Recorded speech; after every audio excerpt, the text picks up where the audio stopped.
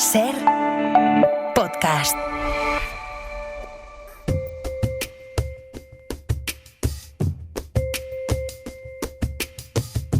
En la cadena Ser, Hoy por Hoy, con José Luis Sastre.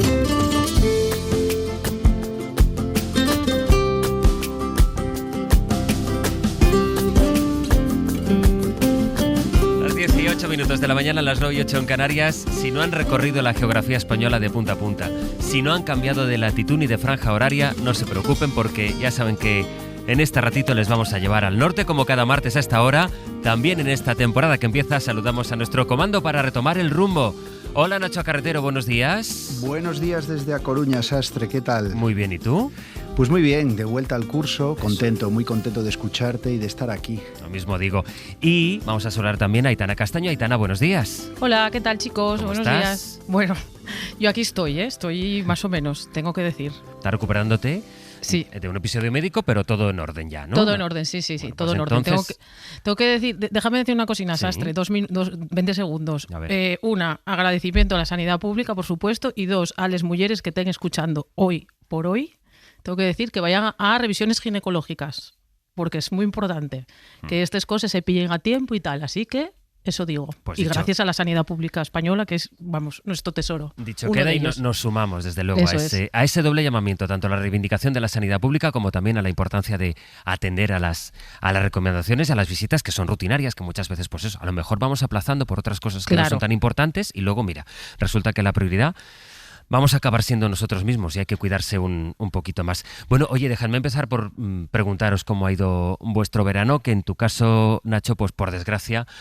Muy ha tenido intenso. mucho de atención también a los incendios que han afectado especialmente pues, en Castilla y León, Extremadura y en la parte que te toca Galicia. Sí, bueno, en realidad como pues me coincidió que estoy trabajando en un proyecto sobre incendios que ya llevamos bastantes meses y no se limitaba solo a Galicia. Bueno, el proyecto es a nivel nacional. Y claro, este verano era un poco el dedicado a ver si hay incendios para poder cubrirlos y para poder trabajar sobre el terreno.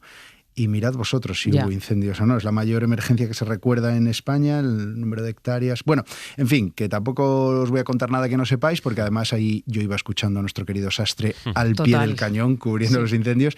Pero vamos, lo que se resume en que constantemente bomberos forestales, UME, brigadas, etcétera, repetían que jamás habían visto nada parecido. Y bueno, entre otras cosas, conecta con lo que vamos a hablar hoy un poco, aunque sea tangencialmente, que es un grado de abandono de la España rural, de las zonas rurales, cada vez más alarmante, que hace que los fuegos campen a sus anchas. Y eso puede gustar más o menos oírlo, pero es una realidad y un desafío que trasciende los incendios y que tiene España por delante. Sí conecta, conecta con... Y de hecho este verano efectivamente hemos hecho mucho énfasis sobre eso porque no solo nos ha puesto sobre la pista de la prevención de incendios, de aquello que nos parece quizá anodino, rutinario, tan poco interesante o atractivo periodísticamente, ¿no? ¿A quién le puede interesar? Bueno, pues aquí está la demostración de la importancia de invertir en prevención, de atender a la gente que se queja de un abandono. Y ayer era muy interesante escuchar el Hora 25 que hizo Aimar desde León. Y porque, duro, ¿eh? Claro, Es muy duro, sí, muy sí, duro, sí. Aitana, porque la gente nos ha dicho durante todo el verano, cuando no podíamos mirar a otra parte porque les pedían que desalojaran y mucha gente nos decía, pero ¿cómo vamos a desalojar? Que vivían en una situación de abandono. Es ahora cuando hay que estar escuchando a la gente, porque es ahora cuando ellos tienen que empezar de cero, sin nadie que esté pendiente, con muchas promesas que ahora será la hora de la verdad, de demostrar si se cumplen o no se cumplen, para que esta gente que ha decidido seguir su vida en sus pueblos, donde tienen también su arraigo y su identidad, tienen la ayuda que necesitan. No, es que, mira, al principio, cuando estaba hablando ahora Nacho, no sé si se acuerda Nacho, que en junio nos vimos precisamente en el Congreso Forestal y ya en junio anunciaban, o sea, la gente decía, con la primavera que hizo de llover y tal, no sé qué, ya en junio ya se anunciaba que podía ser una oleada de incendios muy gorda. Claro, efectivamente lo fue, y efectivamente lo fue en zonas donde, como tú dices, Astre, pues la gente lo que necesita y que miremos para ellos. Si no queremos que en Asturias hay mucha zona rural, hay mucha zona inhóspita. Si queremos que esas zonas sigan siendo cuidadas, tenemos que darle a la gente pues yo qué sé, alternativas, opciones para vivir, ¿no? Y entre ellas de lo que vamos a hablar hoy, que si tú tienes una familia con 3 críos y quieres vivir en tu pueblo, esos críos tienen que tener una escuela, por ejemplo, tienen que tener un médico cerca y tienen que tener también, ya no te digo en el campo de los incendios, ¿no? Que tengas los efectivos suficientes como para si pasa algo de esto, que puedan ayudar. Es muy complicado y es difícil, ¿eh? Yo también entiendo para las administraciones que es muy complicado atender a todo este territorio, pero bueno, hay que hacerlo. Y yo creo que como todo, hay una declaración de intenciones. Tú el 1 de septiembre dices, a ver, ¿cuántos chavales tengo? Por ejemplo, vamos a hablar hoy de educación, ¿no? ¿Cuántos chavales tengo en la zona rural asturiana, por ejemplo? Voy a decir un número al azar, 1.000. ¿Esos 1.000 necesitan transporte escolar? Sí. ¿Se lo doy o no se lo doy? Es una declaración de intenciones, como todo, en la zona rural, en la zona rural española. Los políticos tienen que tener claro que si lo quieren, que se sigan existiendo esos pueblos, que siga existiendo el monte, que sigan existiendo los bosques, los ganaderos, el sector primario, hay que apostar por ello. Y apostar por ello darles dinero, ¿no? Entre otras cosas, darles opciones. Y hacer una lectura que no se ciña solo a cuánto voto voy a poder rascar en esta luego. Zona o en esta otra zona. Pues de eso vamos a hablar, lo han comentado tanto Nacho como Aitana. Ahora, efectivamente, la educación en las zonas rurales. Recuerdo que en uno de los primeros días, uno de los peores días, nos atendió una vecina del Bierzo que pasó la noche junto a su familia y sus niños en la furgoneta. Allí pasaron una noche y muchas horas. Se hizo muy, muy largo. Y ella nos decía, que yo a mis hijos les puedo llevar a otro sitio, pero ¿qué pasa con la gente mayor? ¿Qué pasa con la gente de 80 años, de 70 años, que toda su vida se explica en función de estos pueblos que ven cada día más abandonados? ¿Cómo es esa apuesta por los colegios? Ahora que se va a hablar mucho de la vuelta al cole, ¿qué pasa con los coles rurales? Con las clases que apenas tienen niños y que los tienen de diferentes edades. ¿Cuál es su experiencia en los colegios rurales o la necesidad? ¿Lleva usted a sus hijos o usted se educó en el cole de un pueblo pequeño? Les queremos escuchar esta mañana convocados por este asunto y a partir también de lo que ha ocurrido en nuestro país este verano. Les escuchamos en el 900-100-800 su experiencia en la escuela rural española. Son las 10:15, las 9:15 en Canarias.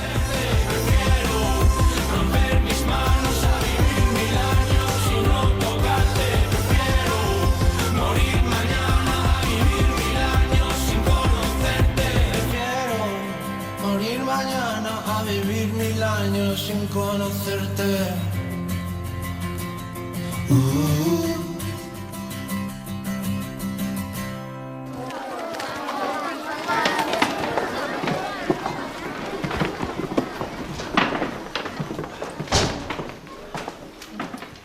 No sé si ustedes se habrán dado cuenta, pero se acerca la primavera. De modo que en cuanto el tiempo se asiente un poco, la clase de historia natural la daremos en el campo. ¿A ustedes les gusta la naturaleza? Ya. No se han detenido a mirarla. La naturaleza, amigos míos, es el espectáculo más sorprendente que puede mirar el hombre. ¿Saben que las hormigas tienen rebaños de ganado que les proporcionan leche y azúcar? En la cadena SER. ¿Saben que algunas arañas inventaron el submarino hace millones de años? Hoy por hoy. ¿Saben que las mariposas tienen lengua? José Luis Sastre.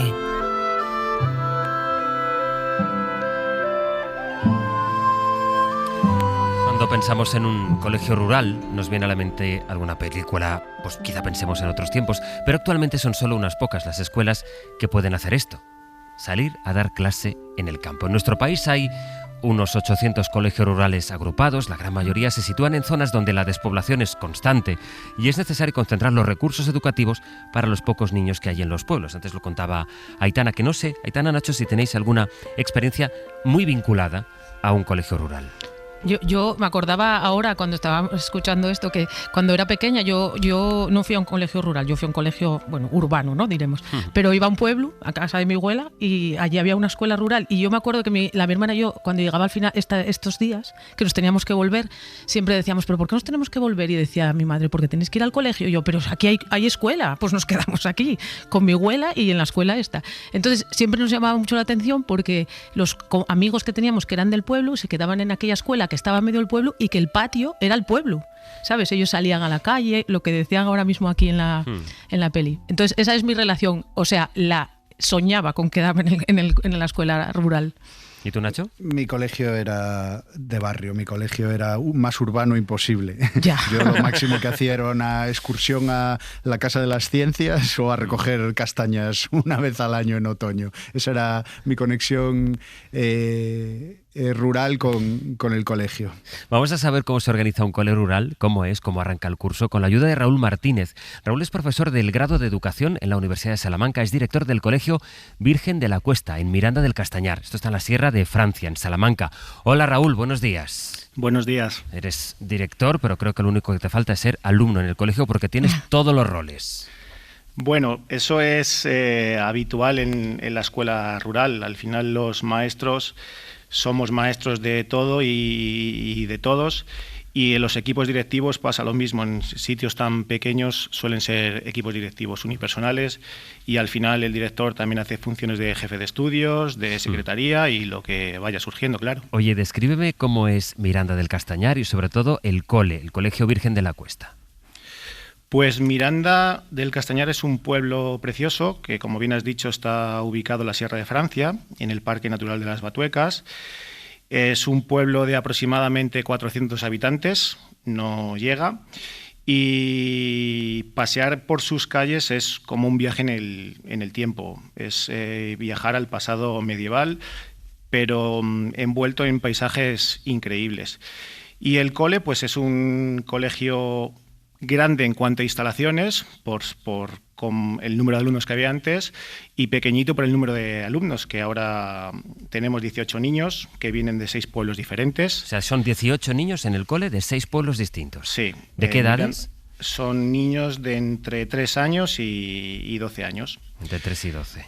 Y el colegio, pues bueno, está organizado en 2 clases.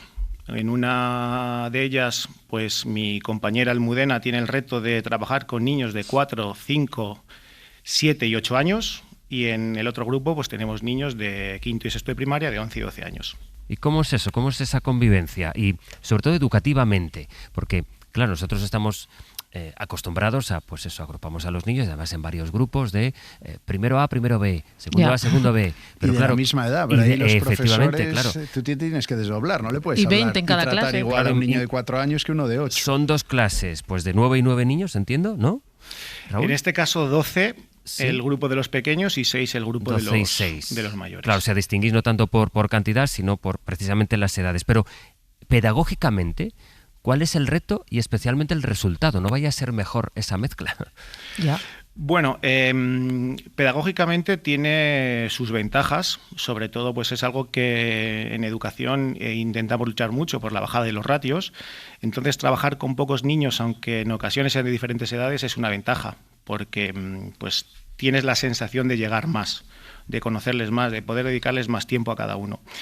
Pero luego a la vez tiene el reto del aula multigrado, de lo que comentáis, no trabajar a la vez con niños en clase de 4 años y con niños de 7, pues tiene su complicación.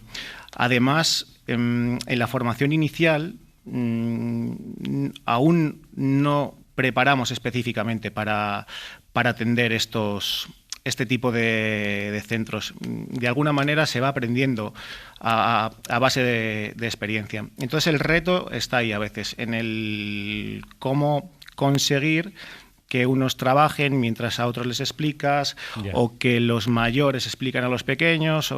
Ahí está el reto, y donde el maestro o la maestra tiene que sacar a relucir su creatividad y su innovación. Y Raúl, con lo que nos estás explicando, yo veo un peso de la figura del profesor, no sé si más claro que en un colegio urbano, vamos a decir, pero sí que tenéis un contacto más estrecho, tú mismo lo decías, y no sé si eso hace que estés como más unido o sientas más la responsabilidad en la formación del niño, porque al final no es un profesor que llega a un aula, cumple su hora y se va, sino que ahí estáis muy pegados a la formación casi vital de los niños, ¿no? No sé si eso es una diferencia que se puede dar con respecto a un colegio, vamos a decir, normal.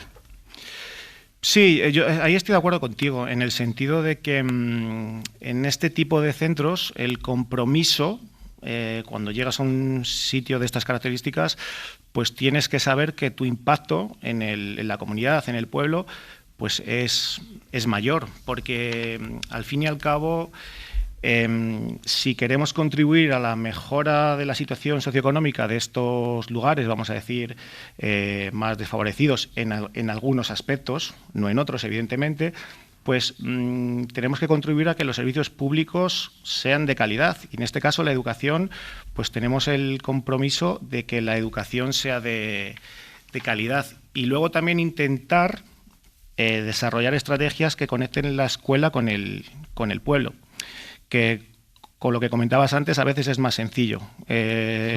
Salir a recoger castañas quizás lo puedas hacer todos los días sin necesidad de pedir permisos, de buscar acompañantes. Claro, es algo, se simplifican esos procesos. Yo lo que decía, Raúl, lo que me pasó a mí es que cuando yo llegué al instituto sí que venían gente de colegios rurales. Entonces venía gente de colegios, de clases como tú tienes, ¿no? De críos que habían estado en clase con otros compañeros más pequeños o con más mayores, tal. Entonces yo lo que sí noté es que en realidad no hay diferencia. O sea, no había una diferencia de, ay, mira, este chaval viene de estar en una clase con otros 6 a lo mejor de 3 edades diferentes. No hay diferencia, y eso no sé si es algo que los profes, no sé, decía ahora Nacho, ¿no? Yo creo que cuando un chaval de 12 años se te va para el instituto, oye, casi como si te fuera un hijo, porque claro, igual solo tú lo tuviste a él. Entonces no sé si vosotros también intentáis educar a esos chavales o enseñarles a esos chavales que después van a tener que ir a un instituto, a una clase totalmente diferente, a un colegio o un instituto totalmente diferente al que ellos están acostumbrados. Sí, ahí también coincido contigo en que no hay diferencias, porque se puede creer que a nivel social el compartir o tener menos posibilidades de interaccionar con otros niños, porque a veces esto pasa. En este caso son 18 niños, 6 pueblos diferentes, pues si calculamos es una media de 3 niños. A lo mejor no tienes tantas posibilidades por la tarde de jugar y compartir tiempo con niños de tu edad. Pero el día a día en el colegio, el verano, la familia, los primos, al final el desarrollo de las habilidades sociales es, yo diría que el mismo. Y luego, que a veces también pues tendemos a creer que existe una gran brecha tecnológica, pues no es así. Cada vez es menos y esta pandemia de las pantallas pues también llega a los lugares más recónditos. Entonces sí que es cierto que el salto a veces al instituto, que es una localidad más grande, con muchos más niños, pues sí, en principio les impone más en algunos casos. Oye, Raúl, perdón, Sastre. No, simplemente es que por completo. Empiezo mal la temporada. No, en absoluto. Ha sido muy elegante además, Nacho. No, pero es simplemente porque si tuvimos bien el perfil de Raúl Martínez, nuestro invitado de esta mañana, no es solo el director de este cole, del Colegio Virgen de la Cuesta, en Miranda del Castañar. ¿Tú has trabajado cuántos años en Estados Unidos? Pues 3 años. ¿En un colegio público, privado, concertado de allí? En un colegio público allí. Dime cuál fue el mayor contraste entre trabajar 3 años en un colegio público en Estados Unidos y llegar a este colegio que tiene en Salamanca 18 alumnos. Bueno, pues el gran contraste que yo viví al pasar de Estados Unidos a otro pueblecito en Santibáñez de Béjar, también aquí en la provincia de Salamanca, fue la paz, la tranquilidad, la tranquilidad de, al final, el día a día en la escuela rural, aunque, como os decía al principio, se hacen muchas cosas, pero la sensación es que, por ejemplo, en estos 2 centros de los que os hablo no hay timbres. ¿Y cómo se acaba el patio? Pues con una voz, exacto, 3 palmadas y luego pues las disputas con los niños que quieren seguir, acabar el partido de fútbol. No hay un profe, 5 minutitos más. Claro. Sí, el fútbol siempre tiene estas Yo creo cosas, que debe ser más fácil de engañar a los profesores en un colegio rural. Yo tenía una amiga que trabaja en Asturias y trabajó muchos años en la zona rural y le tocó una vez Somiedo y a ella le llamaba la atención porque los críos jugaban en el patio a ser ganaderos. Que claro, eso en Oviedo y tal no pasaba. Entonces no sé si a ti te pasa, Raúl, que juegan a cosas del campo ellos allí. Claro, al final el juego simbólico Los niños reproducen situaciones que viven en su vida cotidiana. Entonces, el niño que su familia se dedica a la ganadería, pues seguramente juegue a este tipo de juegos o represente estos juegos. Yo recuerdo una vez un viaje a Andalucía, no recuerdo dónde exactamente, y me llamó mucho la atención ver a un niño, los padres estaban en la terraza jugando a Semana Santa. Era como un nazareno que llevaba un paso y me llamó la atención bastante. Entonces aquí pasa lo mismo, hay pueblos que son a lo mejor más taurinos y todo el mundo del toro, de todas estas cosas, también les llama mucho la atención y juegan mucho a estas cosas. Oye, Nacho. Raúl, pero hablamos de los niños, pero imagino que la conexión y la cercanía con los padres también es distinta. Tienes a los padres mucho más encima. No lo digo despectivamente, no lo digo en el sentido negativo, pero sí tienes una conexión mucho mayor que en un colegio masivo de una ciudad grande. Con los padres, me refiero. Sí, al igual que comentábamos antes, al final los procesos se simplifican más, es todo más cercano, te ves todos los días. También en este tipo de contextos las familias suelen ser muy colaboradoras porque entienden la importancia que tiene el centro para sus hijos, y luego también porque pues las señas de identidad de estos pueblos suelen ser la vecindad, la colaboración, y sí que es más sencillo contar con las manos de las familias en el cole. Y la relación con las consejerías, con las instituciones, es más complicada, os tienen más en cuenta, no os tienen, a veces sentís un poco de abandono, no sé si nos puedes decir algo, Raúl, que no te cause problemas a ti, ¿eh? Bueno, al final, esto depende de cómo entiendas la administración. Como ente, pues, hombre, todos desearíamos que hubiese más recursos en este tipo de contextos. Claro. Luego ya las personas que administran, pues hay funcionarios que tienen una visión más humanista de su trabajo y facilitan, y hay otros que a lo mejor son más normativos y se ciñen a Qué elegante, a la Raúl. norma. Madre mía, qué elegancia. Qué elegancia la respuesta, qué cintura. Ríete tú de un delantero centro. Bueno, dejadme saludar a Noemí, que llama desde Alcanadre, espero haberlo dicho bien, en La Rioja. Hola, Noemí, buenos días. Hola, buenos días. Es un pueblo también pequeño, ¿verdad? Es un pueblo de 600 habitantes aquí en la ribera del Ebro. 600 habitantes. Y cuénteme, ¿qué tal es la experiencia allí en el colegio rural? Mira, yo soy de Gijón, pero vivo en La Rioja y yo estudiaba lo típico, A, B, C y D, y clases pero tremendas, y aquí en la clase de mi hija van 8 nenos nada más. ¿8? 8. ¿Y ella está contenta? Pero la clase siguiente solo van 4 nenos. A ver, si eres un poco espabilado, yo pienso que si tú tienes 7 años y vas a clase con los de 8, 9, 10, eres un poco espabilado y de repente ya lo sabes todo. ¿Lo ya sabes aprovechas lo de quinto, más? Claro, ¿No, claro. Noemí? ¿No lo aprovechan más? A ver, el colegio no lo aprovechan. Es un colegio precioso y nuevo, con buenas instalaciones, ¿sabes? Lo único que no tenemos cocina porque, claro, para un colegio de 30 nenos no hay cocina. Y es el único hándicap que le encuentro a ese colegio. Es una maravilla. ¿Y les mantienen las aulas, Noemí? ¿O hay riesgo de que por las ratios y demás vayan anunciando cierres? Mira, se nos fue la exdirectora del CRA, que estaba en Ausejo, y se nos fue y era una peleona, ¿sabes? Nos peleaba todos los años. Hay 3 clases de infantil, ¿vale? Y luego tenemos primero y segundo. Bueno, hay cantera. Si hay 3 clases de infantil, hay cantera. Eso significa que hay... No, hay 3 clases, están juntos. Entonces, este año solo nos ha entrado una nena, nada más. ¿Sabes? Ese es el problema, que ha entrado una nena y se han marchado 4 nenos al instituto. Noemí, muchísimas gracias. Ese es el problema, que la gente los pueblos necesitamos gente. Totalmente. ¿Vale? Que no solo estamos para el verano 15 días. Necesitamos gente y necesitamos nenos y necesitamos familias.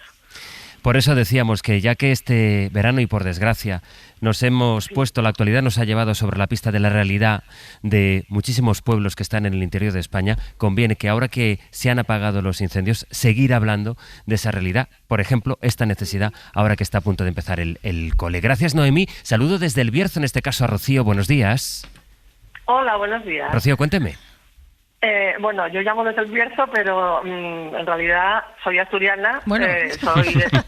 sí, a ver, Aitana, Soy de la zona de Llanes. Y, Muy buena. o sea, yo viví 30 y tantos años en la casa del maestro. Estuve casada bueno, mi marido está jubilado ya, pero fue maestro de escuela toda la vida. Entonces, me tocó la experiencia de estar viviendo en el pueblo donde él daba clase, mis hijos fueron a su escuela, viví el nacimiento de los CRAS, de los colegios rurales agrupados, que el germen de todo nació allí, nació en Llanes, cuando los pueblos se negaron a que los niños de secundaria, de la segunda etapa de EGB, se subieran a los autobuses para que los concentraran en Llanes o en Posada, que eran los dos colegios grandes que había, y en los pueblos de alrededor, que Aitana conoce bien, sí. En Parres, en Porrúa, en Cue, en La Borbolla, en Pendueles, en Buelna, los niños no se subían a los autobuses y consiguieron que se quedaran los críos de segunda etapa en las escuelas.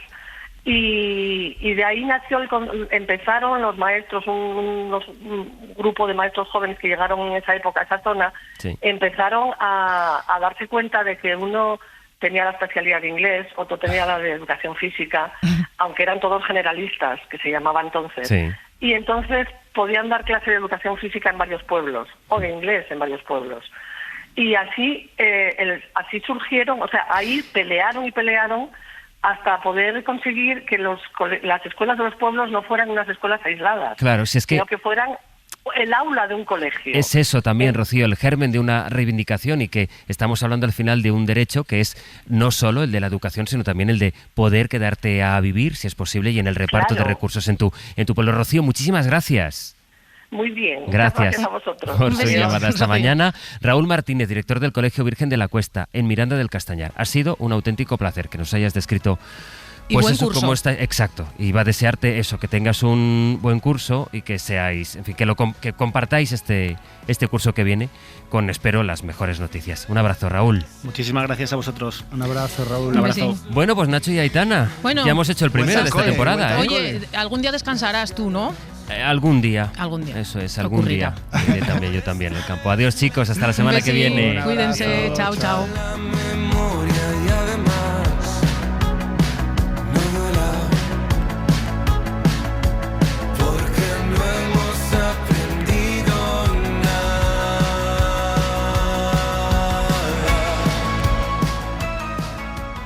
Para no perderte ningún episodio, síguenos en la aplicación o la web de la SER, Podium Podcast o tu plataforma de audio favorita.